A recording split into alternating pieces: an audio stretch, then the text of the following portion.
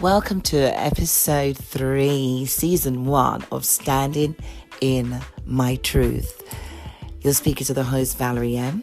And this week I want to introduce you to two great musicians.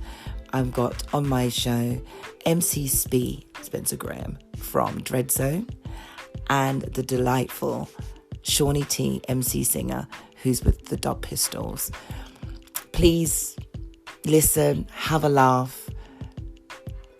I hope there's something in there that will inspire you, that will touch your lives, and more importantly, leave you with something to take home with. Enjoy the show.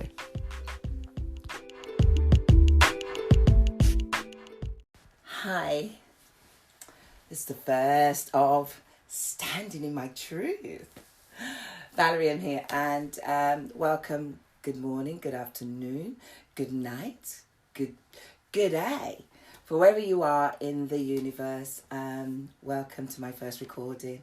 I've had a few guests that I've got lined up in the next couple of weeks, and today I have two. And my first one is going to be MC Spee, who's in Dreadzone. Amazing artist. But we're not going to be talking about music today. Today, we're going to be talking about 3 different subjects, actually. It's mental health awareness. How is COVID impairing your mental health? Has it suffered in your relationships? How's your relationships coping with the fact that we're in COVID? Living in the same household, self-isolation, what you should do from what you shouldn't do. And my second guest today will also be Seanie T from Dub Pistols. Both D's today.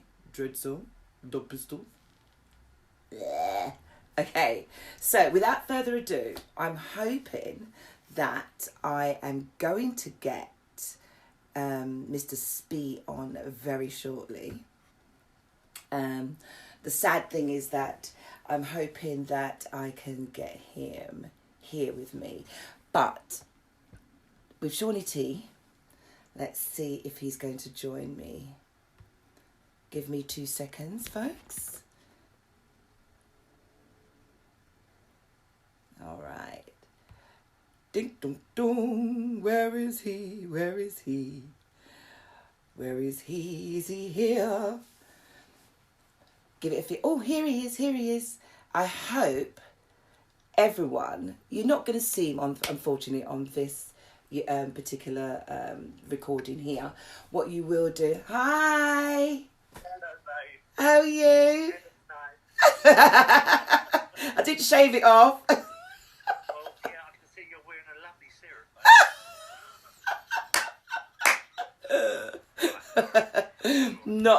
Not at all. Welcome to Standing in My Truth. Yay! And it's your truth as well. So today I'm so glad because, to be honest with you, you are my first. Normally I do the podcast, which is just me speaking and someone joins in, via the telephone.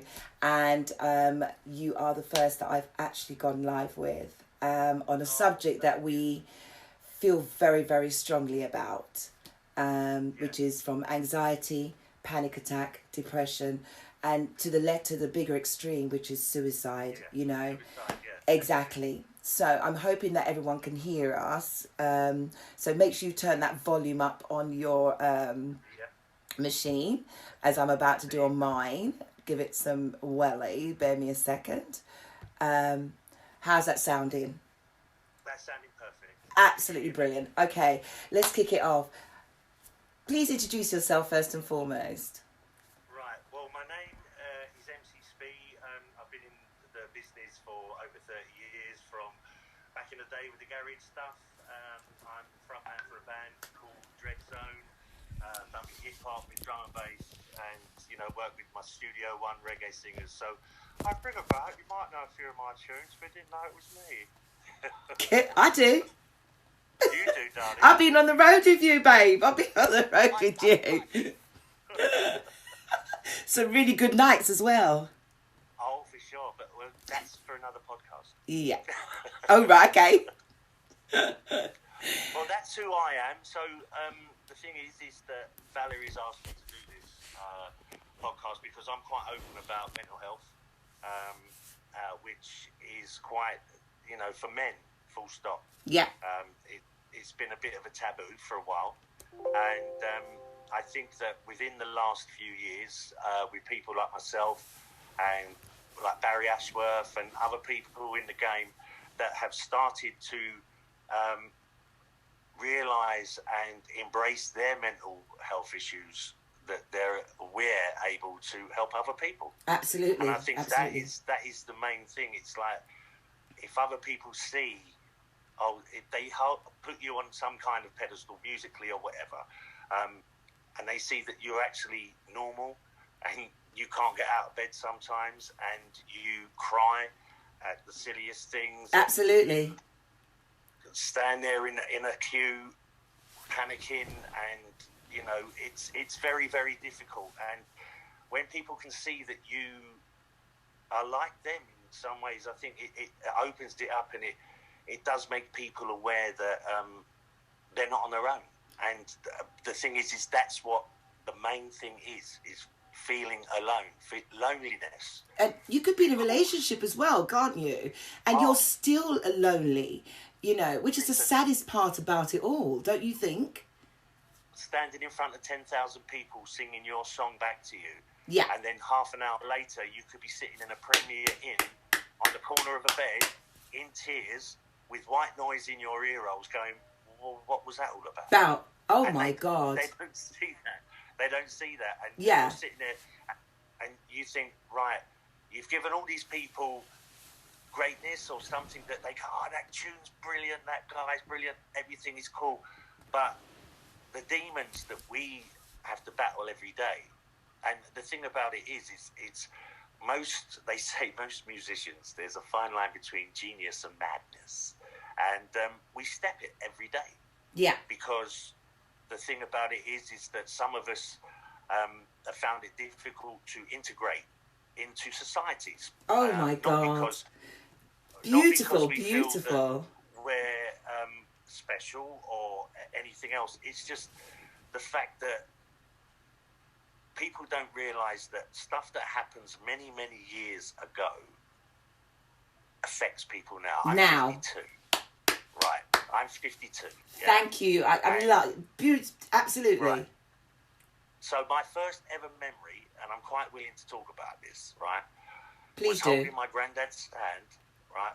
My granddad's hand, and my nan was holding my 8-month-old brother. We walked up to these big, massive black Victorian gates that were opened. We walked into a red brick building that smelled of disinfectant and bleach. And I was put into a room. Go and play in there.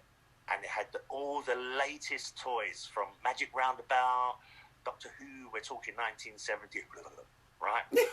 1970. Yeah, right. So, next week, my grandparents, my brother disappeared, and I looked out the window and saw it was getting dark. So I asked the people there, can I see my grandparents? And they'd gone. And I realised it was a children's home. Are you kidding me? No, I was there for 2.5 years. And I never saw my grandparents until I came out because they were so embarrassed putting me into that children's home because of my family situation. But that's my first memory. Now, I think to myself, why can I remember 2.5 and nothing before? Because that's my first trauma. Oh, my God. And that's the first thing that stuck in my head. So for all my life, where that is my first introduction, I remember that.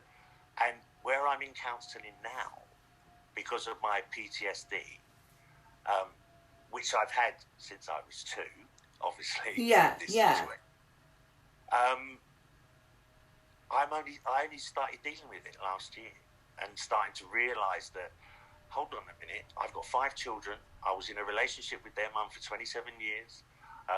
I've got children that are autistic and on the spectrum. It's all coming from me because I've had blood tests done with chromosomes and stuff. So you know, yeah. But the thing about it is my children and their condition, I've answered questions about me and my childhood because I'm seeing them do exactly the same right. things. So genetically, it's passing down. Okay. But I was beaten. Oh, don't do that. Different lifestyle, different parenting. So, what do? You suppress it. Look at it. Yeah, which I did, and I used drink and drugs to keep it down. Yeah. And to show people I was normal. Yeah. Yeah. Yeah. What? But what is normal? Which affected, yes. Come on, what is normal? But this is what I'm saying. When they're saying this is the new normal, no, I think what this lockdown has done has shown people that thought that they were okay, but they actually do have some kind of mental issue, whether it's anxiety, whether it's depression, whether these are real things. Yeah. You know? Yeah. I'm hoping that has allowed people to have a little bit more understanding with their friends and family that have been depressed for years, and they go, "Oh, suck it in, man up." Oh, get over it. Yeah, man up. Yeah. Right. But I totally hear you. That they can look at them, have a bit more empathy, a bit more sympathy, and understand it. Yeah. Now, people that are in a relationship where they're feeling on their own and lonely is the saddest thing. Isn't it just? And if they've got children, it's worse. The most hurtful. I've done it. I've been there. It's not right. And yeah. I think that with people like you, because what I saw through the lockdown was for you to get your head together, to do something for other people. Yeah. Right? So you were doing your fitness thing. I was, yes. For your head, you needed. I had to do that. Yeah. You had to do something. All of a sudden, everyone became a DJ. Right? Right? All of a sudden, everyone started learning to play the guitar. Sorry. People need to do something. And trust me, at some point it wound me up, but hey, But what you did, the same with the reason why I'm on here is because being open and talking, it opens dialogue, it opens doors for people that look at people like us and think that we're above all that. Yeah, because they do see us like that, don't they? Because of that, we're in the industry. Exactly. Because we write songs. Yes. That's our therapy. Yes. Yeah, they don't get... I think, you've hit the nail on the head where because of our choice of career, that's our passion. What they fail to realise is that it's not an ego, it's us wearing our hearts on our sleeves. So when we're performing, we're performing with every passion of our creativity. Basically, we've... Well, my band... Sorry to interrupt. Sorry, that's okay. I couldn't believe how much I still suffer from stage fright. And years ago... You would never think that. Minutes, yeah, seriously. And it would take me 45 minutes not talking to the band before I went on stage. Oh, right, okay. Now it's a lot better. Yeah. But the thing about it is it's because of that passion. I don't want to let people down. Yeah. Because it's like, there's my heart. You're going to poke it for an hour and a half. Right. And then I'm going to go home and put plasters on it. Right. No, I used to find that being on the road, because as you know, with Groove Armada and even still with freestylers, I was no drugs, no drink. I did nothing, I was so clean. It's one of the things that saved my life when it was a point where, the story where I almost died. Right, exactly. And do you know what I'm saying? And it was one of those things that at that period, I survived. Even to this day, sometimes I ask myself, how the hell did I survive that? How did that? Do you know what I mean? But I guess it's because of what I went through. But when I came out of that, the one thing the doctor said to me was, from here on in, you're going to be living on survival mode. And I didn't understand for 1 minute what he meant.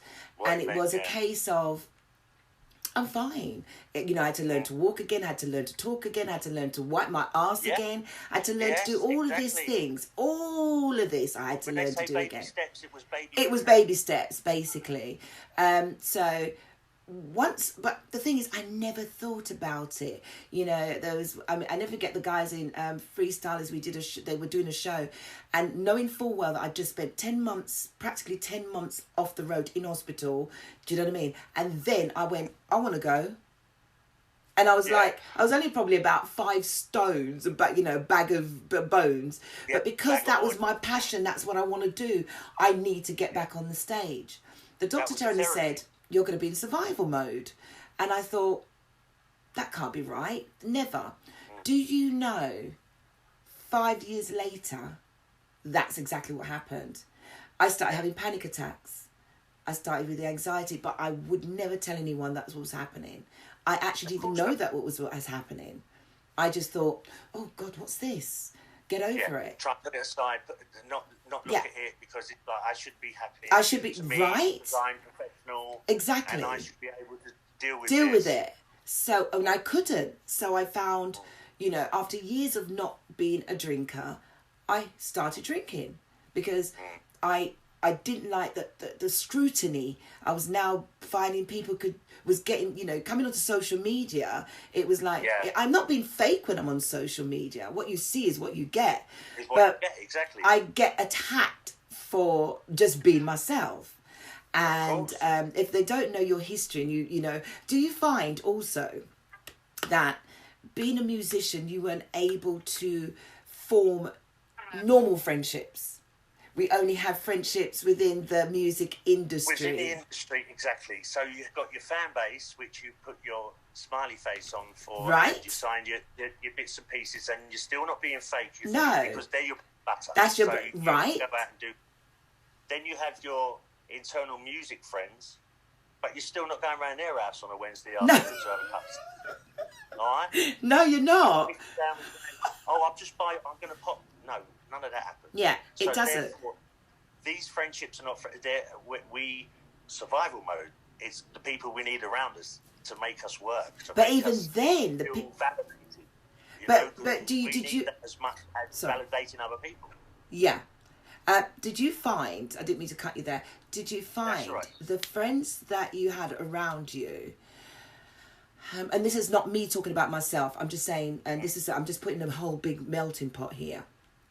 Yeah. Did you find that you had friends that idolized you?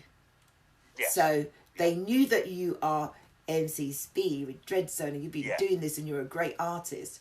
So they didn't know how to relate to you as that friend. But they knew that they were your friends. You've been to school together. They've gone to some of your shows. You might go to a barbecue. Guest list, and you do that, and right. You had a little circle. Right. Definitely. But when you were down, were they there? No. That's the question I'm coming to. Not all of them. Not all of them. There was a few. Right. And I've met a few people over the years where they've not been like long-term friends, but when I'm quiet on social media or I haven't answered my phone, they will find another way of getting in touch with me. Yeah. They will find another way of pushing and going, listen, because they know. Yeah. They're the sort of people you need around you. Absolutely. They're the ones that read the signs and push through I'm sorry, I can't speak to you right now. Well, I don't give a shit. Right?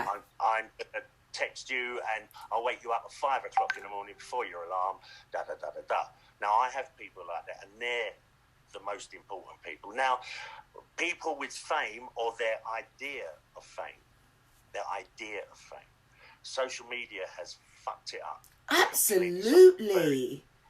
In our early days, none of that. A few Instamatic camera, maybe a Polaroid of this. Right.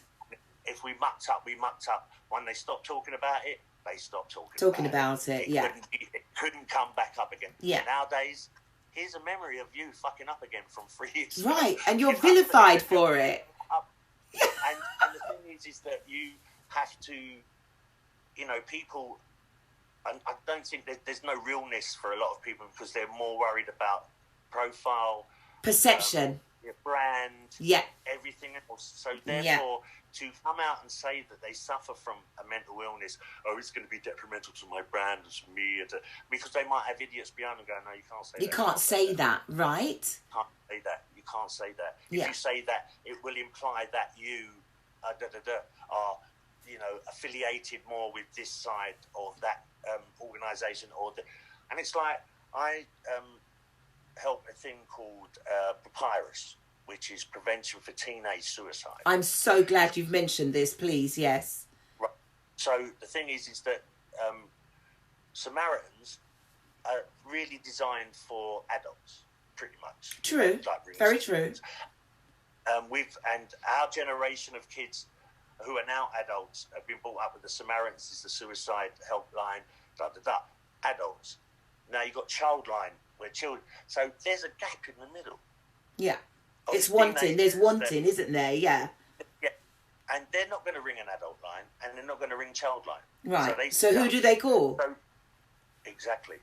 So Papyrus. So I do fundraising for them.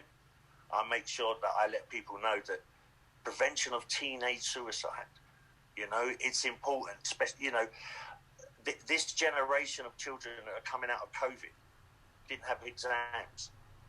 Yeah. Yeah. So they didn't experience that, that anxiety and stress that a lot of them did. And, thank someone's God that there are less suicides this year. Yeah. There hasn't there? Yes. What's the statistics? What would you say the statistics are? Let's do the COVID statistics. Let's just say in the last 6-7 months, what would you say? Because I've heard of a few. They weren't necessarily teenagers, but I've heard of a few people who have committed suicide. Yeah. I'd say there's a lot of people in my circle. The last 4 months I've done 8 online funerals of COVID related, or because they couldn't get the treatment through cancer because of COVID, things like that. Yeah. And 3 where they were older, he died of COVID. COVID, yeah. Now, and also speaking to a lot of people that are low. And just before I came on the phone to you, I had a message from a friend of mine, everything, I'm feeling low. So I rang him and I said, look, I've got an online meeting to do. And once my son comes back from school, I'll meet you in the park, not down the pub, and we'll sit and have a chat. Yeah. You know what I mean? Yeah. So I'll meet him in Monson because his partner died 2 years ago and I'm trying to get him the help that he needs. He's got a young son who's autistic. Okay. I'm not leaving. Well done. Well done, Spencer. And as much as I have been, my post-traumatic stress disorder was kicked off because the guy that invaded the house last year. That's right. Yes, I remember. I watch everything. Don't you worry. Yeah. I know. You know I do, didn't you? Yeah. Still opposite. He's still living opposite, and I have to see him and his boys every day and suck it up. And it causes problems with me because I come from a little background that could have made them disappear. Yeah, right. No, I didn't hear that. That's fine. Yeah. We're all very critical. But the thing is, it's like, I'm not going into that little red book. So at the end of the day, I have to look at myself. And it's hard. And I'm getting some help. But it's where all of it, you unlock one door and then you find there's a corridor with 16 other doors. Doors open. Right. And your anxiety levels go up. Exactly. You spike them. Yeah. It goes up. And then you think to myself, why am I getting anxious? Because you know it's a journey that only you can take. Only you. But you've got to be honest with yourself. Absolutely. And that is the bottom line. Yeah. With getting better. Yeah. Is being honest with yourself. With the shit and the shovel, make sure you say that you own both. But because you do. You know? I tell you, this is something that, like yourself, I get, and I hope that people don't, I don't want it to sound like, I'm talking about anybody's business, because it's not about that. Yeah.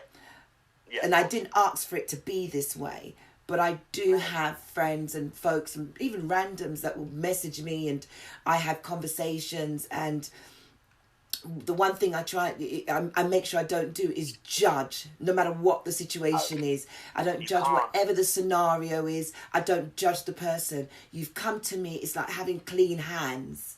Yes. And they felt the need to actually just pour it out. Offload. Literally. And Well, sorry to interrupt you, but the way I look at it, like with musically, 64-track graphic equalizer, right? Yeah, You yeah. wake up one, right, on stereo, so Yeah. there's two of them. Yeah. Right. So some people wake up in the morning and go, yes, But, and start right? playing with it. And they love that sound through the day. Some people are scared, anxiety, so they go for the presets. So people Gently, gently. Gently. Exactly. But some people go in there and muck it all up and are happy with that. So the thing about it is your personal stereo 64-track graphic equalizer, if you need to press the presets, you haven't failed. No, it's just not you at taking all. a breath. Not at all. It's you taking a breath. Yes. Because next day you might have a little bit extra this or a little bit extra that, and you make the curve for yourself. For sure. It's down to you. But if it gets too much, pause. Yeah, just pause. And this is what I have to say. You know, this is what I tell various different people. I say, look, listen. Where you are at this space in your time, it doesn't mean that the person in front of you is at that place. Exactly. So if you are here and another person is here, you're not meeting. There's a middle in the middle. There's not even a meeting in the middle, because it's to you feel like it's a mountain to climb to be up there. The person who's up there, hey, I'm good. Everything's great. Yeah, because all of a sudden they forget to look down. There you go. And it becomes judgmental. That's right. And it becomes judgmental, and no one wants to talk about it. You feel afraid to talk about it. So you have your friends and you're looking at them and you think, do you know what? I'm going to deal with this alone. I think the best thing for me is not to say anything. But I find... You listening to other people, what's going on in the conversation, you think, I'm not going to add to that. There you go. Put this pressure on them. There you go. I'm not going to look like I can't cope. I'm not going to look like the one in the group that is falling to pieces. Yeah. You know what I mean? And because, you know, it's called pride. It's because we are so ashamed. We don't want, our pride to be hurt. And you'll find that with a lot with creative people. But let's take away the creativity, the people. I think everybody's creative. Of course. If we take those who don't use creativeness as their focal point or their job, think about normal people that, from builders to secretaries to, normal, very high pressure jobs. You'll find that those especially if they're managers or directors, etc., their personality is what they have to wear on their sleeves. So whatever that's going on in their personal life at home, they will bring it to work. And when they bring that stress to work, the knock-on effect is that you are then knocking on your staff. You are then knocking on the people that you are the line manager to. And that line manager, and do you understand? And then those people feel that they cannot speak to their line manager. What then happens is the ripple effect. The ripple effect of, I can't speak to my line manager. I can't go to HR. Who do I go to? Let me go to the pub and sink a few drinks, because that is my solace. I'm being serious here, mate. You know what I'm saying? This is my solace. I'm going to go and, even if I'm with some work colleagues, some people, and then you watch those work colleagues go from in the office, oh, good morning, Tom, how are you? And then they'll go out for a drink and they become, oh my God, what's going on with Ratty Betty Tom? Because now Tom is, I am not knocking, but after a while you start noticing there's a pattern and you know that there's something wrong going on here. And after a while, either he breaks down and he'll tell someone that his marriage is on the line, or he can't get on with Dave, the manager. Do you understand? And my life is in such a mess that because of the knock-on effect at work, I cannot communicate to my wife, or I can't communicate to my boyfriend at home. And my children are now suffering. And so I have come across where, again, it's suicide. A guy saw him full of life the couple of weeks before. And by the weekend, left the Friday, and by the Monday morning, we've got a phone call that he's committed suicide. You would never have known this guy had an issue. He was posting up that he had just bought a car. So where did you go from last week, being able to buy a car and take your kids out for a ride in the park, and then come the weekend, I've now decided to go to a building and I threw myself off. Yeah. Do you understand? It's deep. Well, that is deep desperation. And the thing about it is unfortunately, back in the day when I was a bit younger, yes, I was suicidal. I was diagnosed with depression when I was 15. Okay. And when I was 17, I'd slit my wrist. And it didn't work, obviously, because you were meant to be here talking to me. Exactly. But obviously, some dark thoughts do come into my head when I've been at my lowest. But the greatest thing is I say I'm not going to leave that legacy for my children. Yeah. No way. Yeah. No, I can't. You can't go because people think you're selfish. You know that you do know that people say, committed suicide, and I'm guilty. I said this years ago. I said, how selfish. But it isn't. It's a cry. It was a cry for help that no one saw. It's a cry for help. And so to come to the end of all of this, it's to say, look, don't let being anxious or having a panic attack, being, stressed out, or having depression and having those suicidal thoughts, you cannot make them be taboo for you. It's to actually feel it and know it and say to yourself, there is something not right here. I need to talk to someone. And 9 times out of 10, it is a deep-rooted problem. It's not something that just started the other day. It's something that's been there all along. And it takes someone to trigger that. And it then builds up, and it builds up. And we have the coping mechanism. It manifests itself. Well, something that can happen as a child, and you look at that with child eyes. Yeah. But when you grow up, you're looking at that situation with adult eyes, which makes it even worse. And the thing is you look at that, and it manifests itself in the most strangest ways. So, as you say, if you're having panic attacks, if you're feeling anxious, if you're having suicidal tendencies, if you just don't feel like you're fitting in, or you don't understand, all of a sudden a group of friends that you were around and you enjoyed being around, then all of a sudden they're not making sense to you. No. Then something is wrong. Yes. Then if you cannot speak to anyone, you need to move forward. And I think today's society has opened up mental health issues, I think, where the government and royalty and I think even from 10 years ago. Yeah. And I think that we are in a position where things like this, people that people admire and trust are talking about it. Yes. So they trust that they are not alone. So therefore they might go to a community centre or pick up a phone and ring a helpline.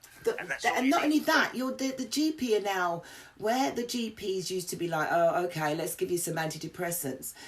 I want my word to a lot of people, and I'm only speaking from my own personal experience, is this, when your GP is offering, let's take some sertraline, let me give you diamorphine, or let me give you, I think there's protazine, or whatever all these tablets are. I have a cupboard downstairs full of them, and I've never taken one.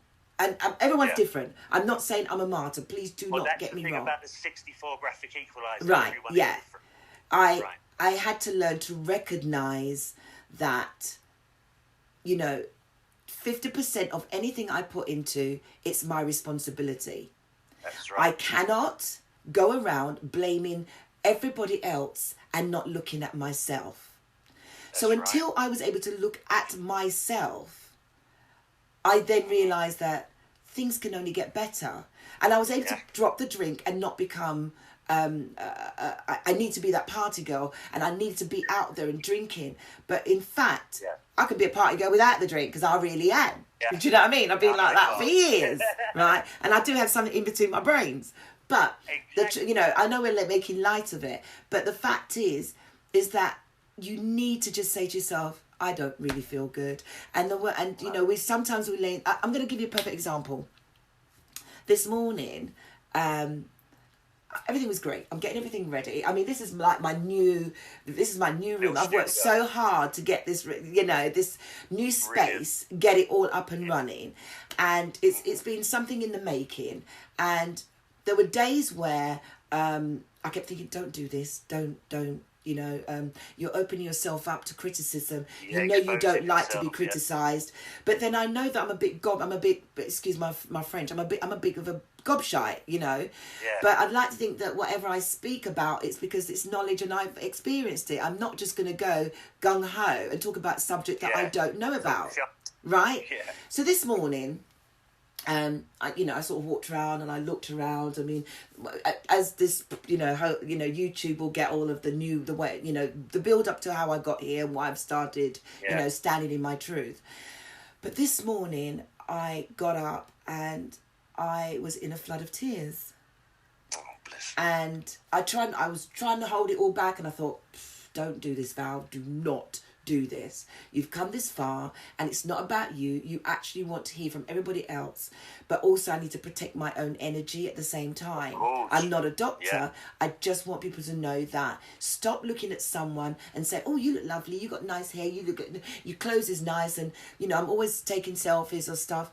And I'll come back to that bit about self in a minute. But I've got something going on, which is not even so much of a mental issue. It's like my health is just a little bit deteriorating, and so I had to have a call with the doctor. And do you know, the doctor was doing her best to listen to, said, oh yeah, I heard that you need to be referred, and yes, it's something we need to look at. The good thing, it's not cancer. So I thought, how do you know? You've not, do you know what I mean? No, this has been going on for weeks. Oh, well, you're not bleeding. Right. So until you start bleeding. Right? So the point, what happened was she was talking to me and I just became deflated. I just stopped. I literally went down and I went down and I went down and I went down. And I said to her, I've got to go. And she goes, Valerie, and I went, I've really, really got to go. And she said, please don't come off, because I just know that you sound so... And I said, I'm going to be honest with you. You know that I have, this illness, and it's been going on for years. And the one time, I know in COVID, I can't get to see my proper GP. You're telling me that I may, fair enough, I can go private. I do have Bupa, but not everybody has Bupa. Right? Exactly. And right here, right now, I'm telling you, apart from I'm not bleeding somewhere, I am suffering.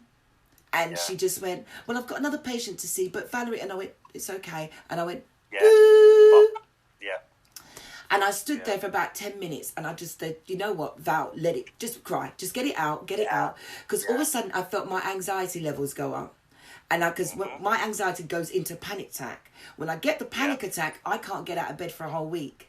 It takes me at least a week to actually stop where I've shuddered so badly and shaking that, I have to then pick myself up and say, okay, all right. And then by the end of the week...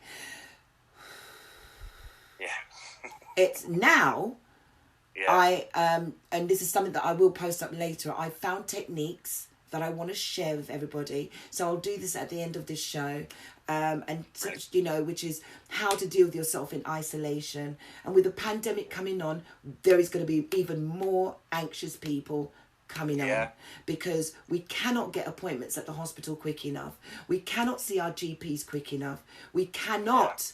go anywhere without thinking, oh my God, that person's got COVID. Even if you don't believe in the mask. So you've got all of those heightened experiences. You've got those who are scared to leave their homes, So, I get all these people out there talking about, don't wear a mask and chuck COVID ain't there and the 5G. I get that, but please spare a thought for those who don't think like you, who are not as strong-willed as you, to talk about these things. They genuinely are anxious, and so they don't want to be laughed at, so they won't say anything. So be mindful. With the lockdown and everything, they're only outlet and looking at the news, and the news is not good them. for them. Dear me. So and then they got online, which is all bullshit, and that's not good for them. Yeah. So therefore, they don't want to. So they become so introverted and scared that they have to start believing themselves. And if they're in a weak frame of mind, it's not going to be the best decisions they're going to be making. I call it the sucker mode. That's what I call it. I call it the sucker mode. It's like all of a sudden I'm going to watch the BBC and okay, suckered. Now you're suckered because it's like, oh Jesus. And then you got to spare a thought also for those people who are lost their jobs, got another job, lost that job. They don't know how to do universal credit, never had to do universal credit. You've got people who have been airline pilots, who've graduated, who've had the most amazing jobs, who cannot get the salary they used to get before. Yeah.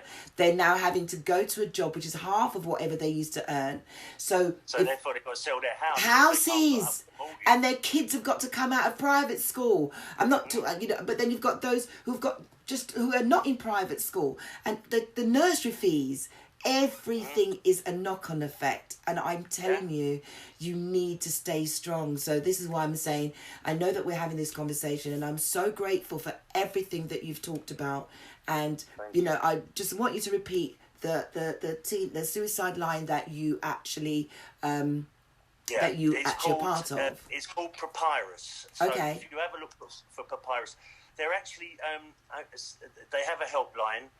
And they're set up north at the moment, and we're in talks about trying to get a London-based phone line sorted out. But obviously, it takes money, but that's fundraising and stuff. Yeah.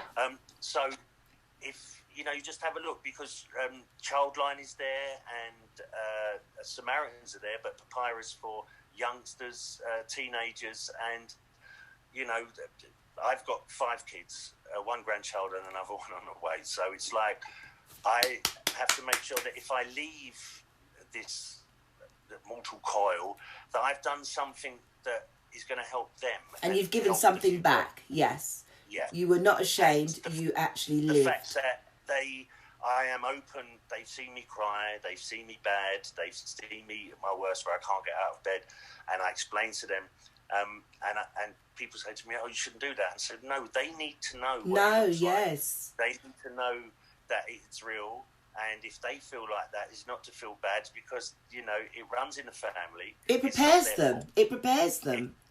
Exactly. It prepares them. And even if that is the only thing I can do, then at least they're not going to be knocked sideways when it does hit them. And think, what is this? When you see the anxiety and the panic attacks and everything, and you say, what's happening to me? I shouldn't be like this. I'm 6'6" and I'm strong, and I'm what's going on?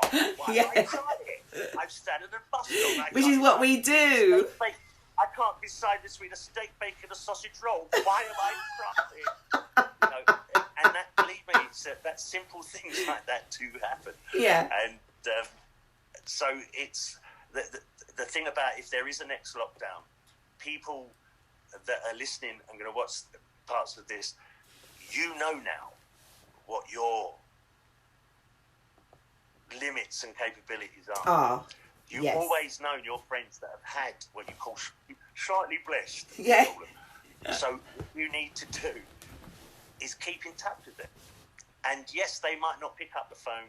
Yes, they might just tell you that they're okay. But bombard them, let them know that they're not on their own. And I think that's the next level. If this lockdown 2 comes, then it's about, you want community back, create it. And the only way you create community is talk, and make community. There you go. Talk about it. Don't feel bad about it. Talk about it. And listen, if you're a man, woman or child, it happens to you. Yeah. So talk about it. Yeah. And especially you men, right? Right. Did you hear that? Yeah. Yeah. Especially black men, right? Pull your finger out, boys. Because it's not about the colour of your skin, because if you opened up our brains, they're all grey. They're all the same. They're all the same. Spencer Graham, thank you so much for having, coming on with me today. And at the end of it, I'm going to take that information from you and I'm going to stick it at the end of the video so that everybody can see this. Everyone can see it. Please, folks, check out MC Spee on. You must go to his Facebook page. Check him out. Listen, can I say, everybody looking at this, support Miss Valerie Maxwell. She is doing and will completely do a fantastic job. And the thing about it is I just want to say one last thing, that your God found you and you found your God. I did. I'm not religious, but people have found religion. Yes. And if you are religious and you do have that, hold on to that. Hold on to it. Helps. Yes, it's just a faith, something that helps. It's faith. Yeah. And it works for me. So yeah, I wouldn't want to force that on anybody, to be fair. No, do you know what I mean? Yeah, and I love that. I love what you've just said there. So may your God bless you. Thank you. Right. Thank you. Love you. Love you. God bless. Bye-bye. Darling.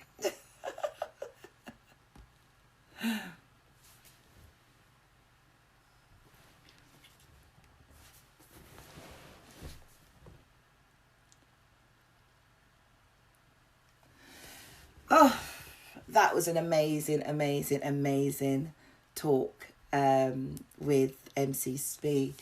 And he's just the first of today. And,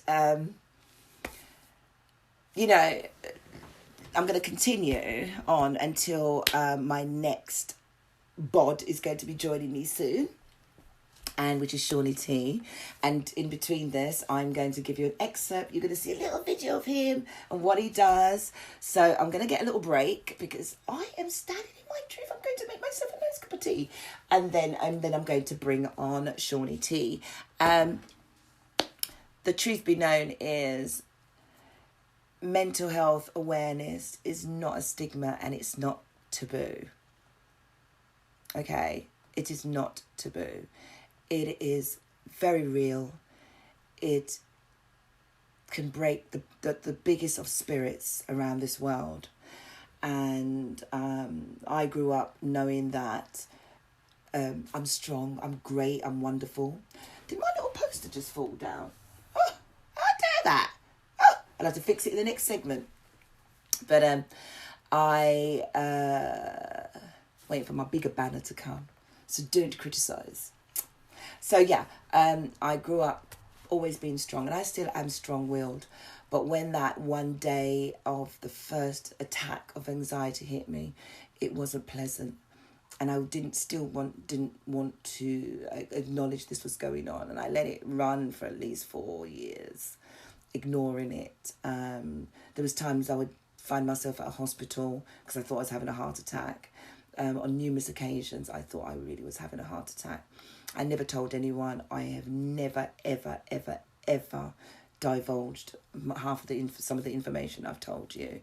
There was nights I would spend nights in a hospital and then turn up for work the next day in the same clothes because I didn't make it home to get changed, or because I felt that I needed to make sure that I'm there. I didn't want to let anyone down.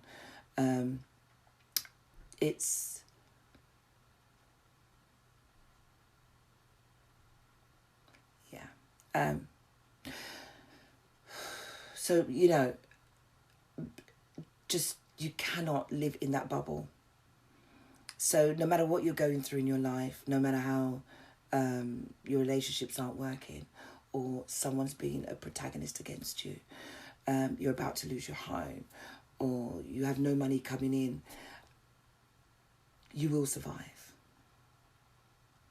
You will survive. And yes, you will be, what's the word I'm looking for? Let's see if he's joined us. You will, let's go. Sorry, I'm just, sorry, let's get me back on here. You will survive, no matter how you look at it. I so need to fix my banner. You will survive, and I don't know what you want to call as your drug or your drink, but seek help, because help is out there. Help is out there, and it doesn't cost anything. It doesn't cost anything to just speak to someone. There's techniques now that are called mindfulness. If you go online, you can go, especially for the NHS, you can find relaxation techniques. Now, relaxation is not about getting rid of stress. It's how you deal with stress. It's not getting rid of it. It's how you... Welcome back to the second segment of Standing in My Truth.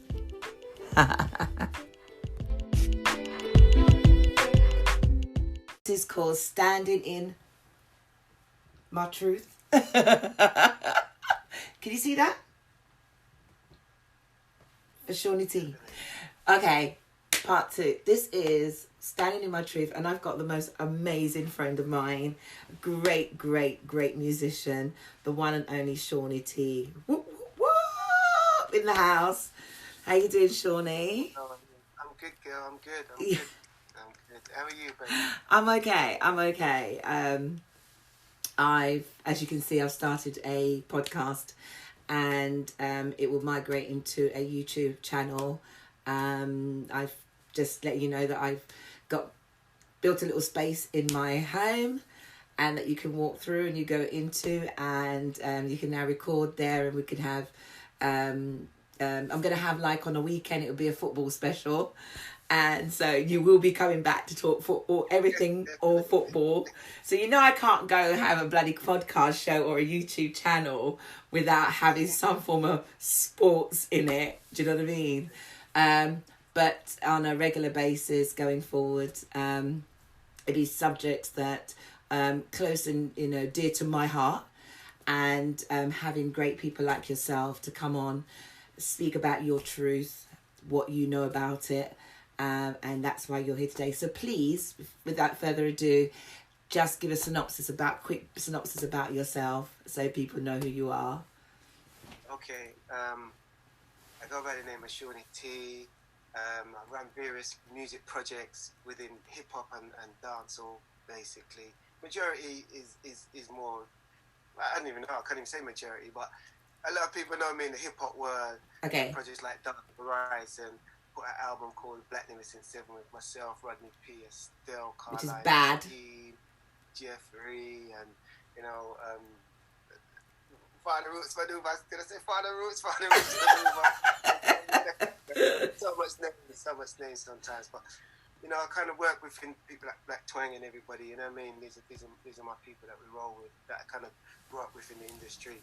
You know what I mean? Also working with people like MC Creed. My brother MC Creed, he's always been involved in the things that I do.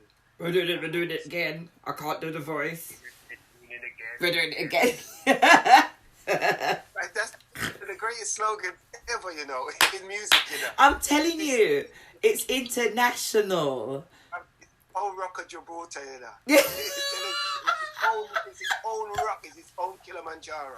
Trust me. I promised myself I weren't going to laugh like this, but I'm just being myself, standing in my truth.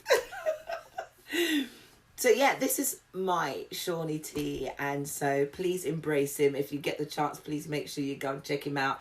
I didn't hear him mention Dub Pistols in there. He MCs for Dub Pistols.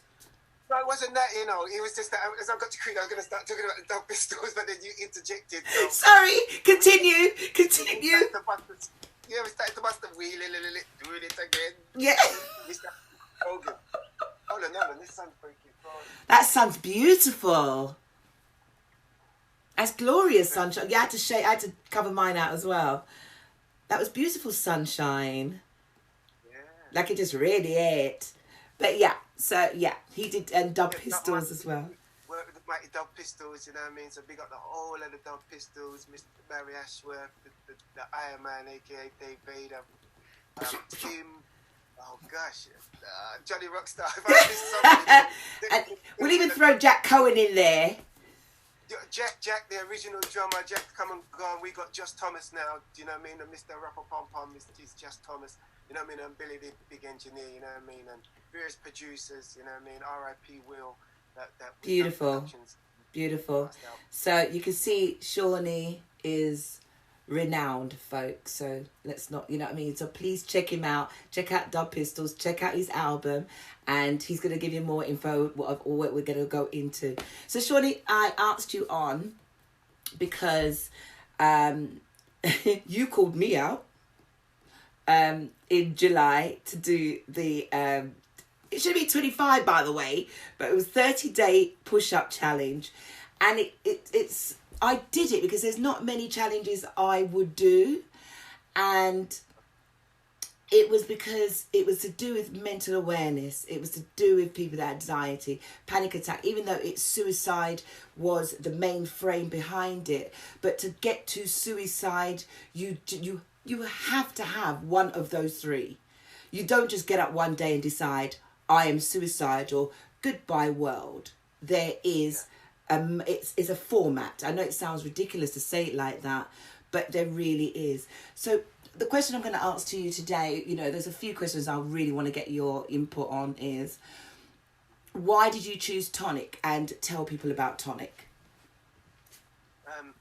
Working with the Dub Pistols, right, we always came across, they put on a gig that we done for them many years ago. So big up Steph, big up Dawny Dawn, Ma Langen, Grandpa Langen, and the whole of the staff at Tonic Music, music for mental health, I should say.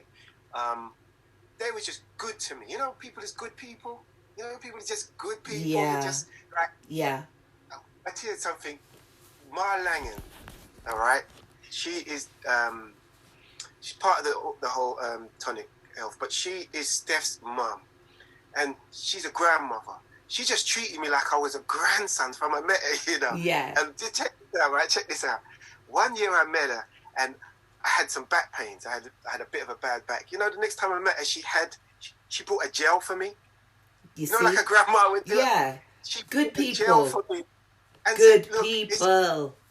Last time I met you, your back was, your granny said, just rub that on your back and you're good.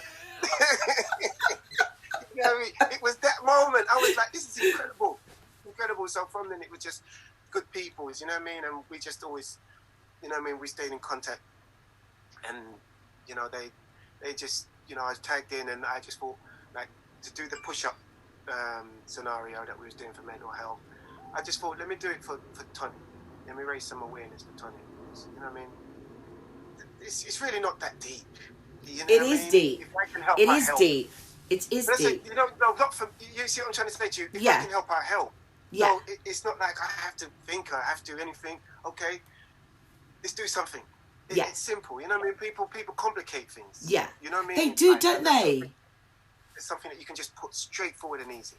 Yeah. So do you know what? It resonated. It didn't just resonate with me. It's once you started that ball rolling, everyone started to. And there was people that I didn't choose them, or it's just like, it literally was like this whole dominoes effect. And everybody was doing some form of a challenge for mental awareness. And it's a shame that it took COVID, us to be locked down, to recognise that. Does that make sense? Yeah. I found that it was more prominent. I mean, people have been doing this for a while, don't get me wrong. But I found that not just you, it was you and various few people were doing various challenges. But once we hit home with the mental health, that stigma was gone. Because for years, mental health has been a stigma. And you must agree with that. If someone said, boy, Seanie, you're mad, you'd be like, nah, sir. But all the time you're demonstrating certain traits that tells you that something's wrong with that person. That's what I'm saying. Then they want to brave it out. They want to tough it out. Because you know what I mean? Because there's a stigma attached to it, and say, "Boy, a man's gonna feel something weak if they know say something." You know what I mean? You're not weak. You're a human being, and pressure each. It's as simple as that. You've got pressures on your head, and sometimes just a conversation will help. Do you know what I mean? Or do you know what I mean? Just being around people and being able to just let go of some thoughts that, you know what I mean? It's not easy for everybody. And, they always say, especially for men, it's not easy for men because men have to be tough and brave. Yeah, I agree. Men must be tough and you must be brave. But you're only human. So that's got nothing to do with you being tough and brave in reality, Yeah. I like that. Have you come across, and there's no need to be divulging because it's not here about outing anybody, but in your time, because, people need to know that, I was speaking about this earlier, being a musician, or let's just say a creative person. So whether you be a painter, a writer, a singer, a producer, what you do for your creativity is here. It's this. Yeah. And you wear it on your sleeve, you wear it in your heart, and it's out there for everyone to see it. It's not like you can just write and then just go, oh, you know, because somebody wants to know about you and somebody wants to understand.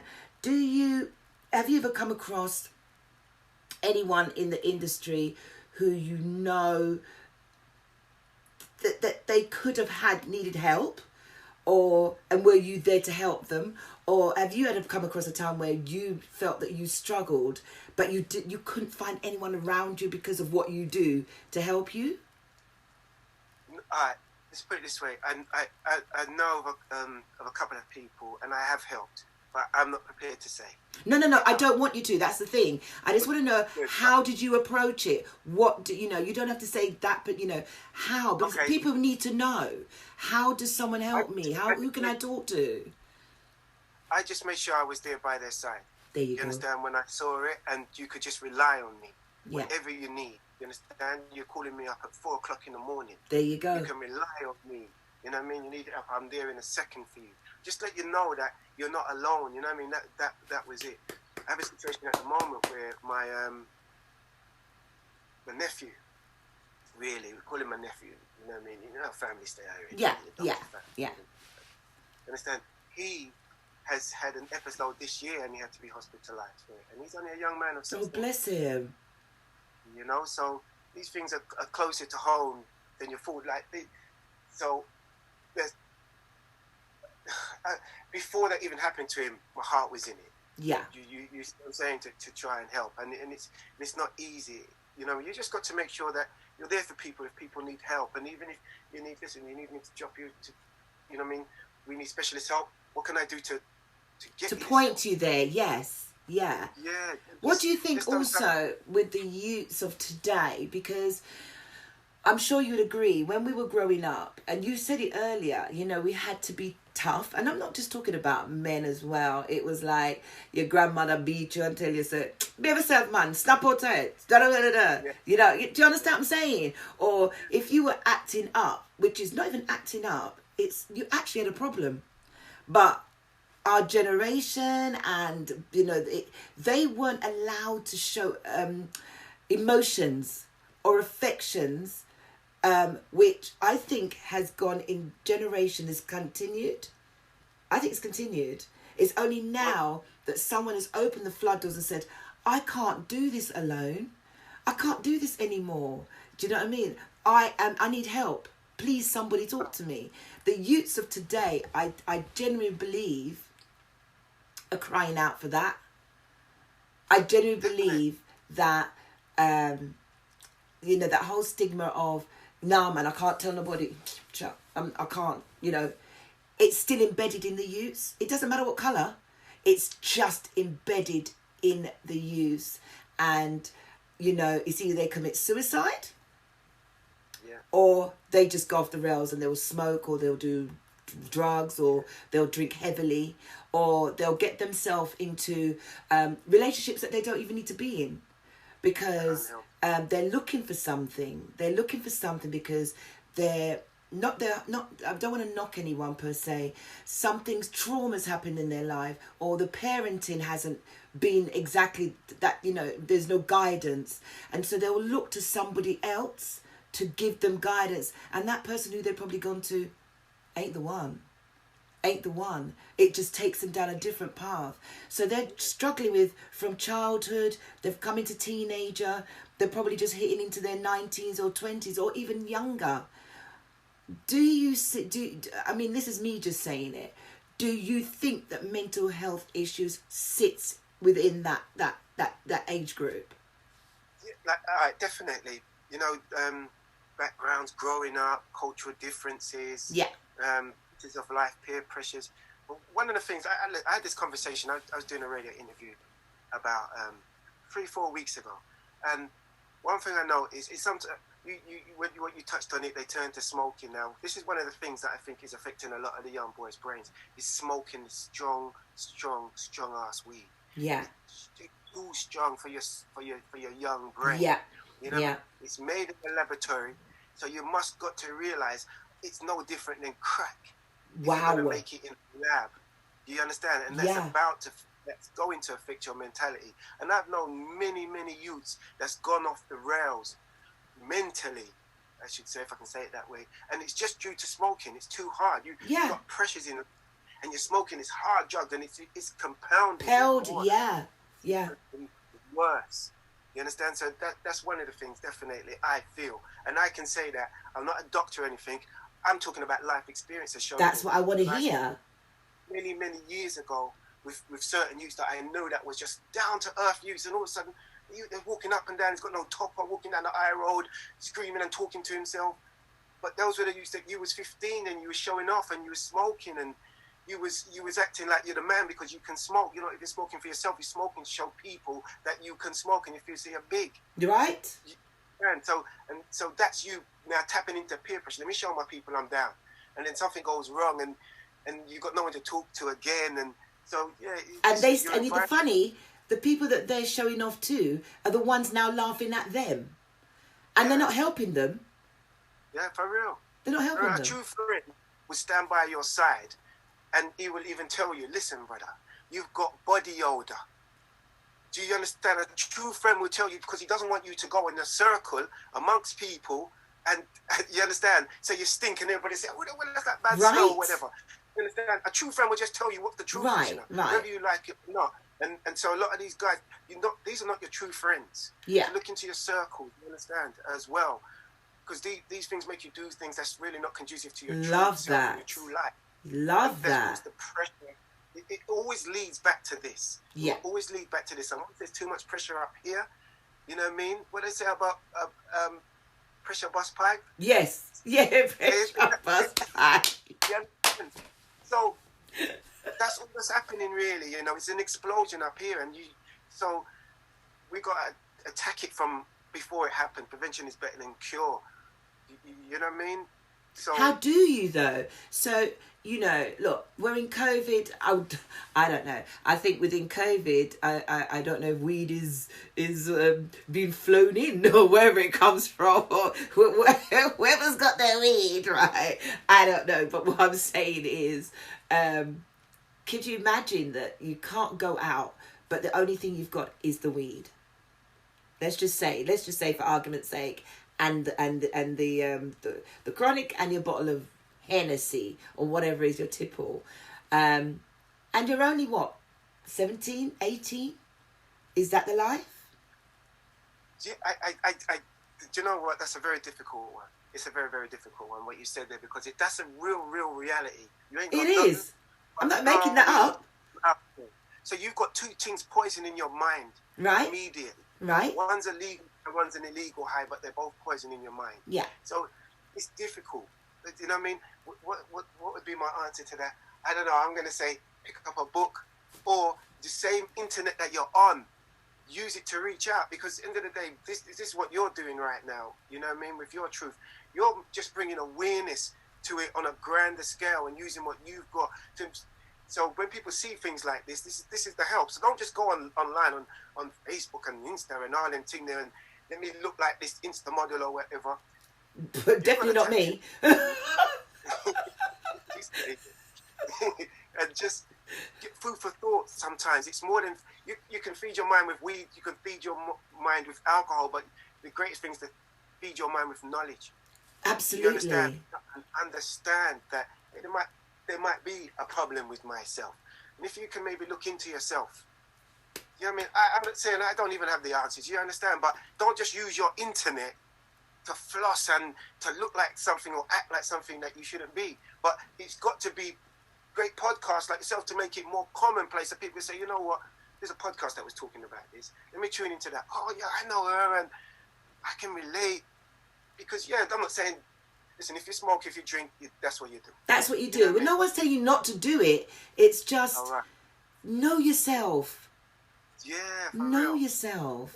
Do you understand what I'm saying? If you know that you actually have something deep-rootedly going on, is try. I can't tell you don't do it. And you are so right.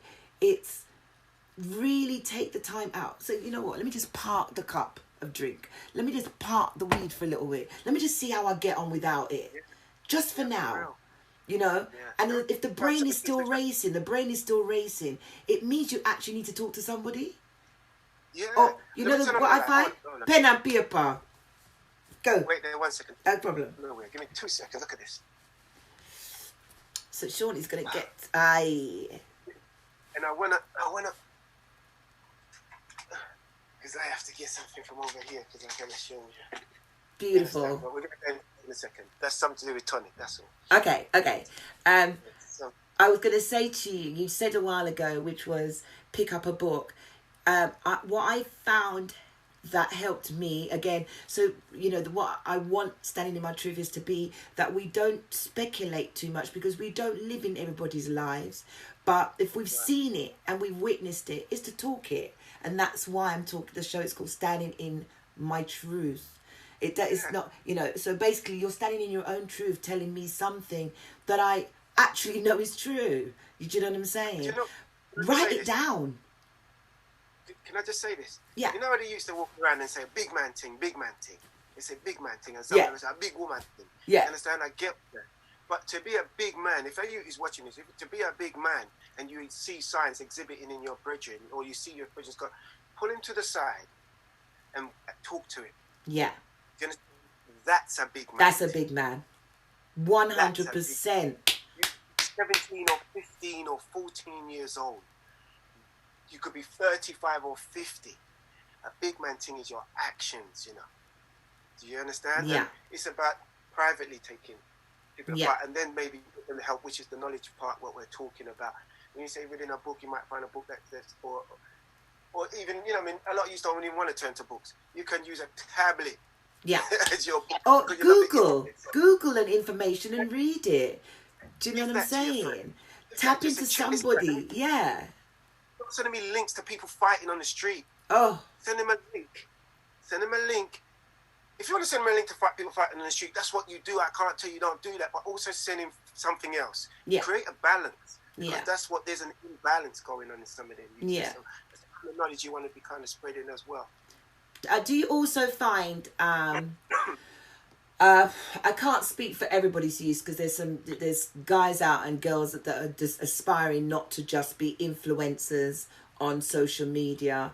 They are aspiring to want to be graduates, even though graduate schemes are shut down, but they are inspiring to want to do better with themselves, be accountants, etc., etc. And again, this is not about, we're not blindsiding anybody with colour. This is everybody that we're talking about.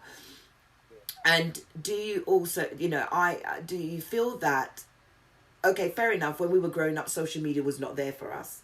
So, and in a way, I'm kind of glad it wasn't, because I don't think the knowledge I have now, I wouldn't be able to be where I am. No disrespect. Social media's only heightened what I know. Do you know what I'm saying to you? That's all.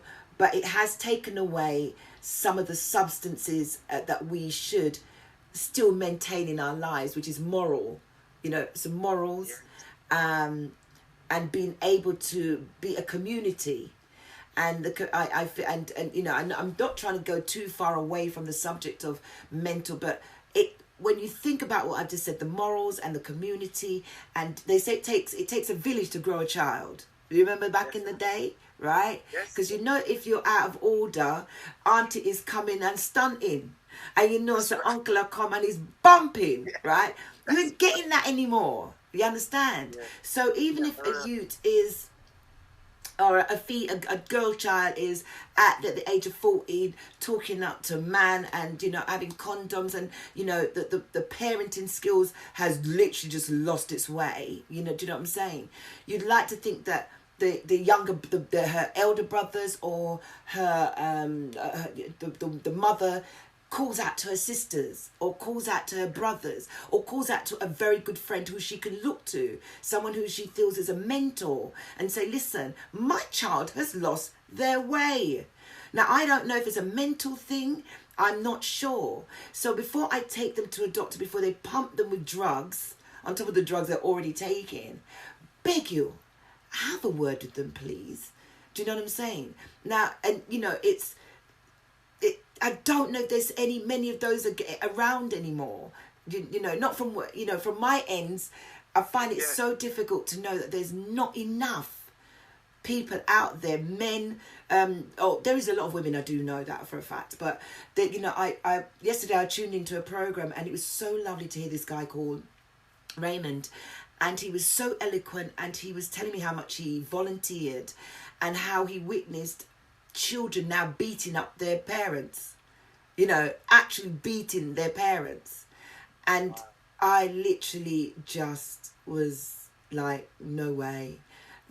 But even though I've heard someone else say this, I thought, nah, it's a what, you know, it can't be. But it really is happening, Seanie. And that alone tells me that child has got mental issues.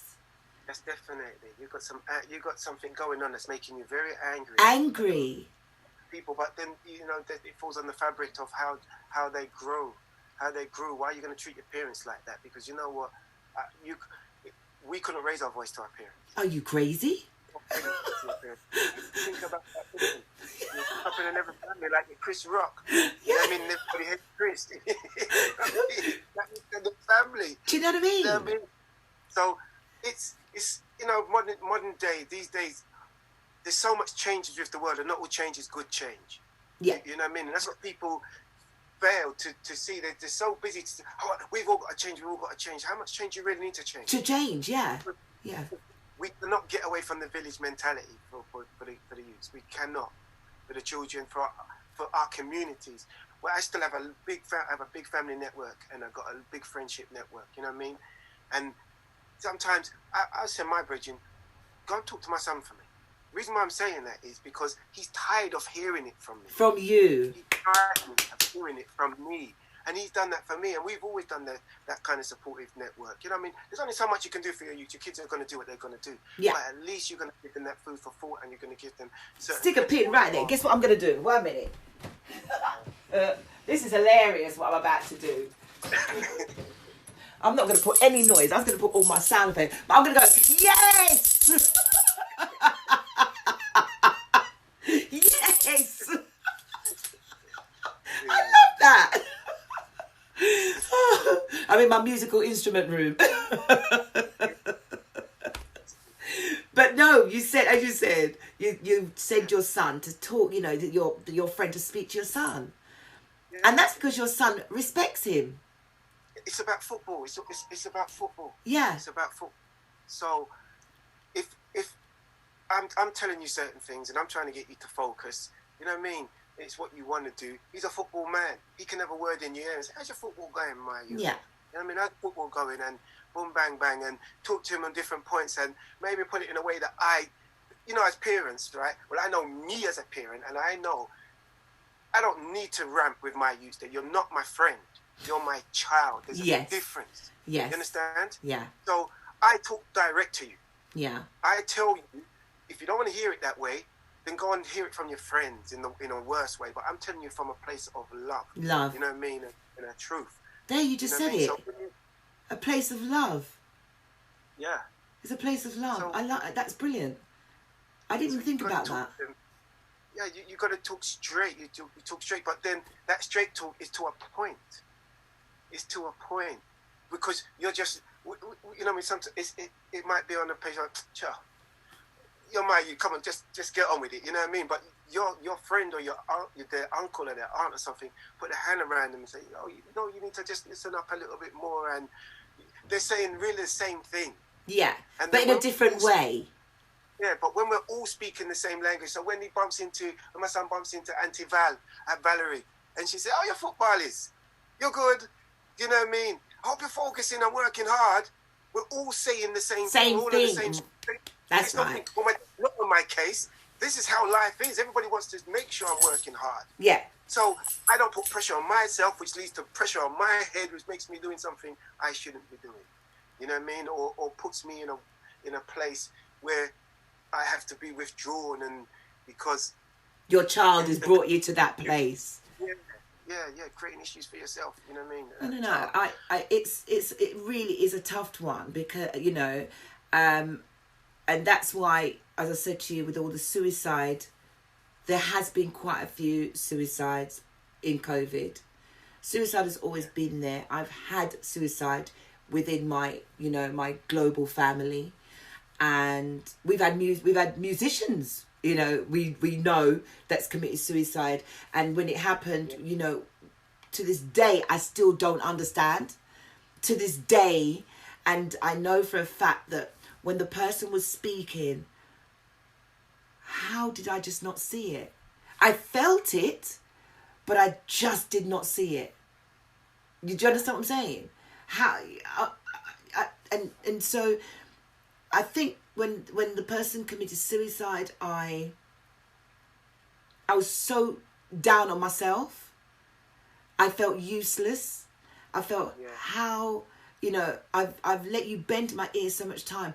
I can't believe there was not one thing in anything I said or that couldn't stop you from doing what you did. Do you know what I mean? There was nothing. And it wasn't just me. I know that everybody, but I still felt that I didn't do enough. Yeah, no, I hear you. You know, and so I wanted to make sure that whatever subject we tap on, and it will go live and somebody will see it and say, do you know what? I feel like shit. And I don't know how to get out of this shit, whether you're 80, whether you're 50, whether you're 40s, whether you're 12, whether you're 16, whether you're 22. I cannot follow. I can't keep up with what's going on. The internet alone, you can't even keep up with. You know, the pressure is tough, Seanie. The pressure is because, as you said, people are fronting out there, making you look like, well, oh shit, I need to have that. Do you? Do you really need to have that? Do you really need it? Do you need it? You know what I mean? There's necessities in life, and there's things that you want. I want to travel first class. Yeah. I want to travel first class. I still get it. in the seats at the back. Yeah. I still get it. You know what I mean? So you gotta look at realities and these kind of things. Everything leads back to certain pressures, like you trying to live up to something that you're not. Seanie said he wants to travel first class. But we can't do it, you know what I mean? Typical gooner. Oh my days. These are the simple ways to look at the things that we put pressure on ourselves. Yeah. I mean, it causes mental health issues, you know what I mean? So tell me, you were going to show me something about tonic. We're going to come off that, and you want to show me something about tonic. Well, tonic, they made me an ambassador. Oh wow! They made me an ambassador. Fabulous. What I was trying to do for them, which the COVID kind of destroyed, was I was doing a football match, a charity football match, bringing in a couple of professional footballers and some musicians and everything, you know what I mean? And we're going to go and play a match. We still want to do it next year. It hasn't stopped. Let me know so I can come with the camera. Definitely. I was just going to invite some people, and we're just going to raise awareness and raise some money. Love it. It's a good organisation, and it's a solid foundation that's been there for a minute, you know what I mean, trying to raise awareness. They got Terry Hall from do you know what? I'm really not good. Don't. Terry Hall was before. Madness, right? Yeah. No, not madness. Not madness. Is it madness?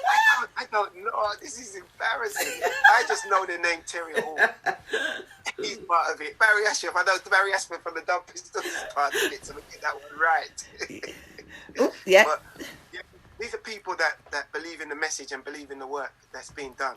You know what I mean? Yeah. And they're, so they believe in it, and they're backing it and trying to make, you know what I mean, just raising awareness. So all kind of like singing from the same hymn sheet. You know what I mean? And are you part of are you doing that air thing as well with Barry and Dave? No. That is madness, no. Sorry. Yeah, you know what? One thing with me, my feet need to be on the ground. Yeah.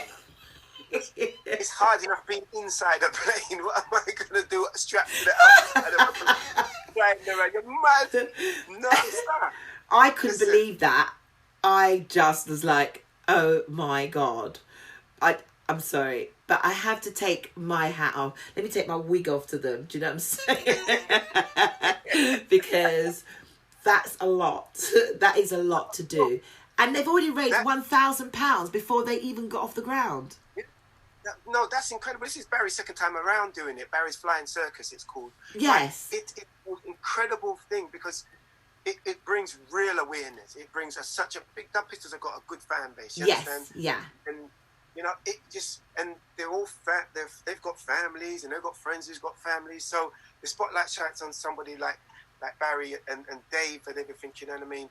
And people say, okay, wow, what are they talking about? Right. It's really that simple. It's not... I keep saying to you, it's not that deep. It isn't, yeah. The simplest thing that we should do as human beings for each other. Yeah. How deep is it? How deep is it? You know what I mean? Kindness. It's not. Kindness. Yes. Kindness, that's it. And that's it is simple. I like that. And I think if I'm going to now adapt. I mean, I do that anyway, but I'm going to adapt it even deeper for what you've just said, which is it doesn't hurt to show that kindness to someone, not being judgmental. You don't know where they're coming from. They don't know where it took them to even be where they are now. It's just 2 minutes of a kindness. If you don't know how to help, point them in the right direction. If you don't know what to say, point them in a direction of someone that could do something for them. Yeah. That alone is your first kindness.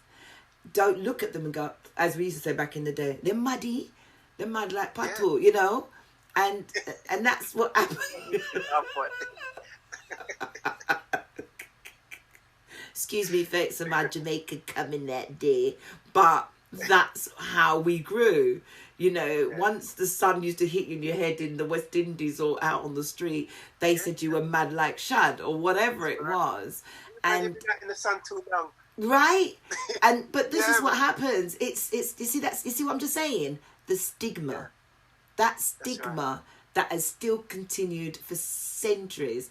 And I mean, okay, let's take it away from, I'm going to take it right back from the black communities.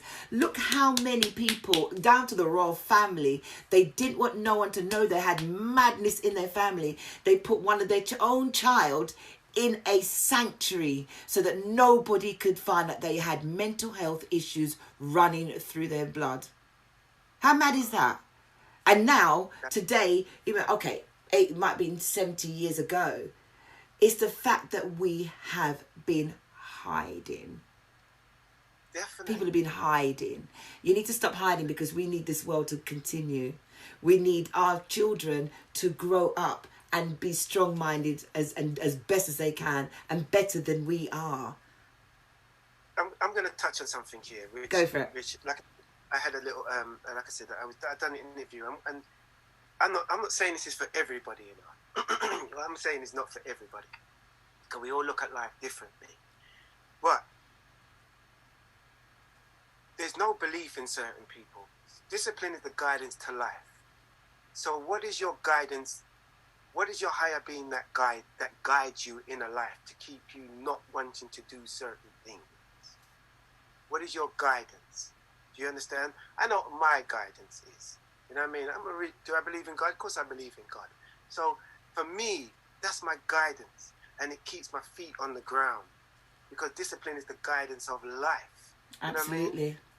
So I find as well, people just free to say anything can do anything. We live in a society that people can just say, you know what? He's earning money from it though. But is that good for him? And in return, when you start to look and you realize what I did for money, what I did to be somebody, you can look back and say, well, there's nobody with me. Because if it was that good, everybody would be by my side. By your side, yeah. Now you're alone in your own world again. Yeah. And all it's doing is going straight to here. Yeah. You know what I mean? So, excuse me, how much discipline do people have on the road, which can benefit, for me personally, I can talk for me, right, in my circles, which benefits a guidance. So you don't have to take on things that you shouldn't be taking on in life, if you see where I'm trying to go with this conversation. You don't need to do things. If I'm a godly person, I'm not going to do certain things to put pressure on to me, come home in the evening and say, oh gosh. Even down to, I'm not going to rob nobody. Yeah. Because I don't want to come home and put that pressure on my head. Oh gosh, I had to hurt that person because I took their life. Save. Yeah. You know what I mean? Which now this person has nothing because you took it from them. Yeah. Which now puts pressure on him. So it's the simpler thing. Do we have guidance within ourselves to make us greater people, so we don't put pressure on ourselves, which creates the environment for mental health. Yeah, mental health. Yeah. You know? So it's feeding ourselves. You know, that is beautiful, by the way. That is absolutely beautifully said. And, you know, I'm sure you've seen me put up a few posts, you know, saying, whatever you feed yourself with, so, you know, what you eat in your body affects you. What you eat, every food you put in your mouth, down to, look, I've got my vitamin C in my cup. Oh, I must tell you what, I must tell you the blah, blah, blah, blah, blah cup, right? But I have my vitamin C. I've got my ginger. I know that they're all healing properties in my body. Do you understand? I'm not saying I don't have a bit of fish and chips now and again, but it's the same as your mind. If you're going to put negative things in your mind, then you become negative. Yes. You understand? If you're that angry, you're going to take that anger. I'm going to meet you on the street. And when I'm speaking to you, my energy that's coming out to you is one that is so aggy, you're going to think, whoa, what, you know?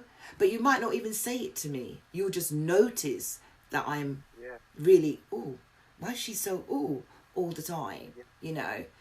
There's something going on because I am feeding myself with negative. I'm too angry. I'm not able to have a conversation with you without being, you know, that angry. And I'm not addressing it. And no one's telling me to address it. Does that make sense? So I always say to people, when you get up if you can, it's not an easy thing to remember.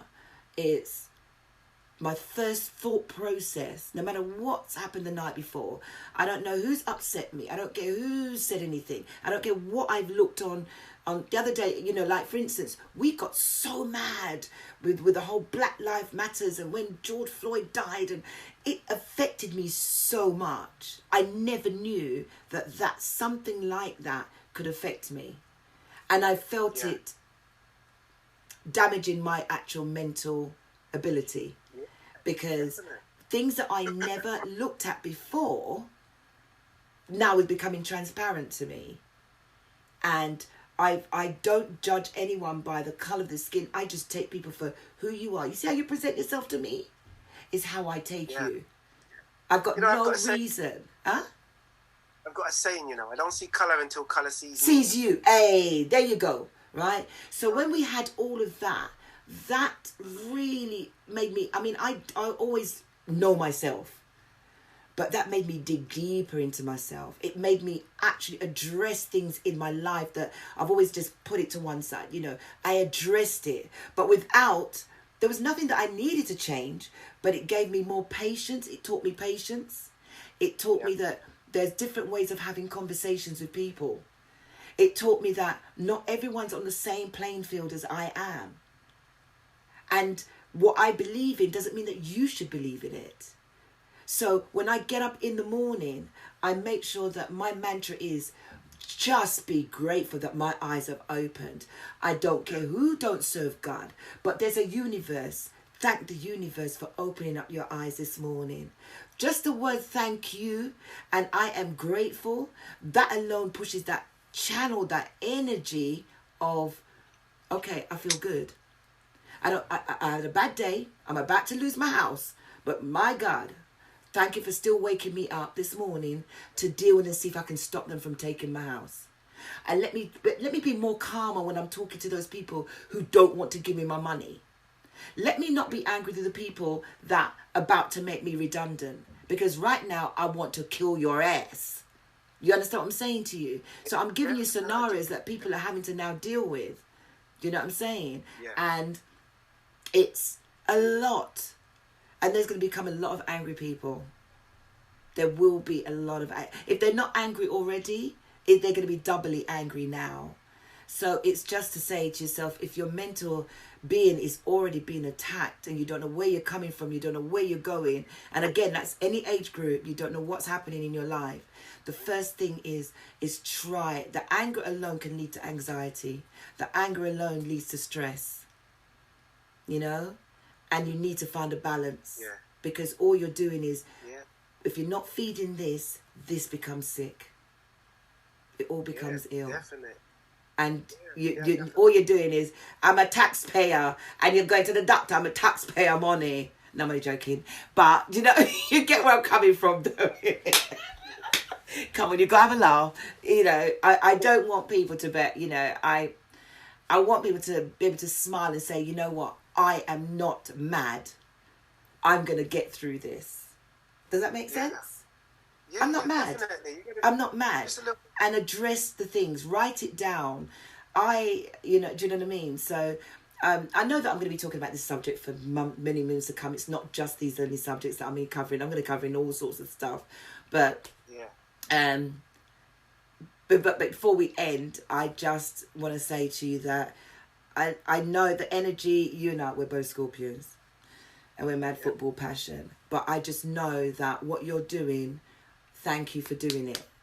You're not ashamed of it. You're telling people, thank you for coming on and just expressing how you are and what you know you can do, and inviting other people in to say, it's not hard. It's that simple.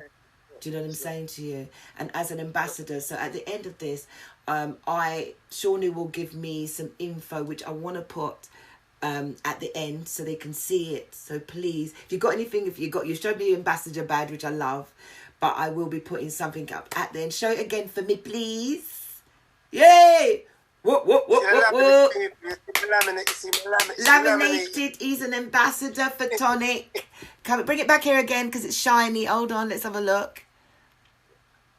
Tonic, music for mental health. Hey! And you know the funny thing is, the people, listen to me, I just hope that the music is opened very soon.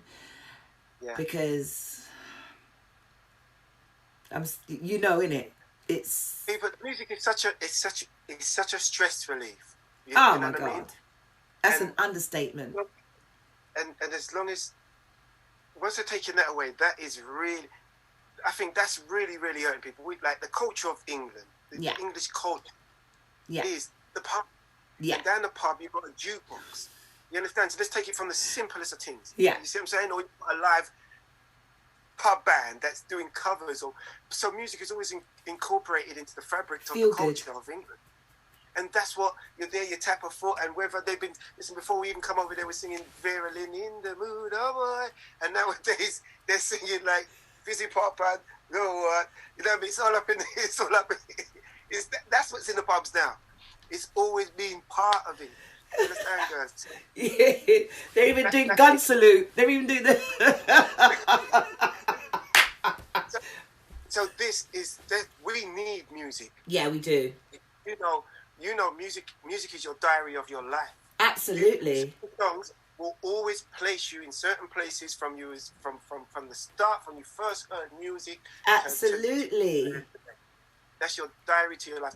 Music is the soundtrack to your life. Absolutely. You understand certain things. Whether it's lovers rock, whether it's a good house song, whether it's a gospel, calypso, country and western, Ace Cannon or whatever. You understand? That's the soundtrack. So we've always had music, and to take that away is a pressure because it's a stress relief. People can come out and just kick up a foot, you know what I mean? Shake a foot and enjoy themselves to music. You know what I mean? And let me just bring it back to full circle. That's what Tonic does. They put on events. They've got a ska band. You know what I mean? Okay. People want to come out and enjoy themselves, and that is the relief. Yeah. You know what I mean? I like that. Yes. Enjoy yourself and go back. Yeah, I had a good evening. Because you know what? I've been working 5 days this week, and my boss has got me under pressure. But you see, that Friday night and Saturday night, those are my days, so I can face Monday again. That's right. That's what it's all about, though, isn't it? That's what people strive for. I love that. I want people to understand that Tonic is there. They've got a band. He just said it. I'm going to get the info and I'll put it at the end so everyone can see it. I'll make sure it's there. Check out Tonic. There is a link as well that you can go and check out as well, can't you? There is a Tonic link as well, isn't there, Seanie? Yeah. That's an official charity. Exactly. So I'll put that at the end so that people can. Seanie, I want to thank you for this 40 minutes of great interaction. It's gonna already. Yeah, I know. Listen, that's what I said. We could have talked about this all day long. I will get you back on the football show, though. But Definitely put on my calendar and come on. the football session starts. The first episode starts on Sunday, and I've got Ryan Gordon, who is the grassroots director. You know Ryan, yeah? I don't tell you stories about Ryan. Oh my God, no! I know Ryan for years. I know, right? He's a fantastic coach. Isn't he just? Listen, he's coached my sons. He is a fantastic coach of the highest level. He's brilliant. This is something that I've told him to his face. I'm not saying this. There's no props involved. He's a Scorpio. Shh. He's a Scorpio. All right. So he must be good. No, go on. Sorry. I'm glad you got him on there because he's going to talk to you from a different level, different aspect of football. What talks to you is going to be fantastic. The science behind football, you know what I mean? That's what I want. The programs that he's done, the people that he's worked with. Yeah, so he's my first guest. It be recorded this weekend. It probably got the following Sunday.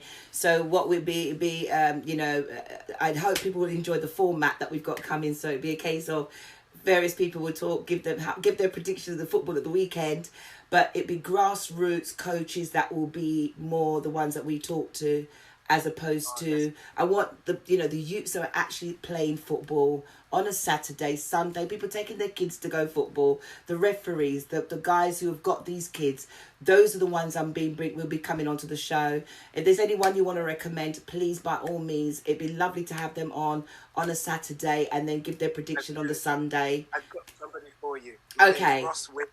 He's one of the great. He used to play for Queen's Park Rangers. He is one of the best He's one of the best coaches and cultural leaders that we have. I need He's him. a mentor to so many youths on the street. I need him. Called plays on a Sunday, and he's part of Hendon FC. He's the manager. Okay, well, you owe me that. So I want him as my second one, right? So we'll talk after this show, and we're gonna get him on. What's his name? Ross Ware. Okay, so we'll have Ross Ware after Ryan. So I'm as